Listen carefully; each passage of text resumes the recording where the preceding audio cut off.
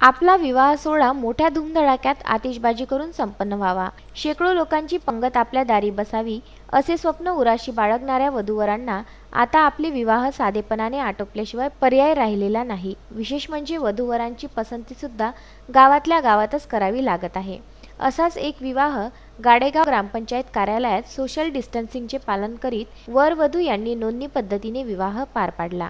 गाडेगाव येथील रहिवासी श्रीधर मनोहर मिरगे यांचे चिरंजीव अंकुश आणि गाडेगाव येथीलच अरुण रामराव वाकोडे यांची कन्या माधुरी यांचा विवाह ग्रामपंचायत गाडेगावच्या कार्यालयात विवाह नोंदणी पद्धतीने करण्यात आला। कुठलीच गर्दी गाजावाजा न करता सरपंच व सदस्य, ग्रामपंचायत कर्मचारी इतक्याच व्यक्तींच्या उपस्थितीत हा विवाह सोहळा पार पडला। यावेळी नवदाम्पत्यांकडून मुख्यमंत्री कोरोना सहायता निधीत 500 रुपये सरपंच यांच्याकडे देण्यात आले। विशेष म्हणजे वधू आणि वर हे दोघेही गाडेगाव येथीलच रहिवासी आहेत। हा संबंध गावातल्या गावातच जोडण्यात आला। या नोंदणी विवाहाच्या वेळी शासनाने दिलेल्या सर्व नियम व शर्तीचे पालन करण्यात आले। यावेळी वधू माधुरी आणि वर अंकुश यांच्यासह सरपंच प्रमोद ज्ञानेश्वरराव वाकोडे, गोकुळ हिंगणकार, मुरलीधर सोनवणे, केशवराव तातोड, अरुण जळमकार उपस्थित होते।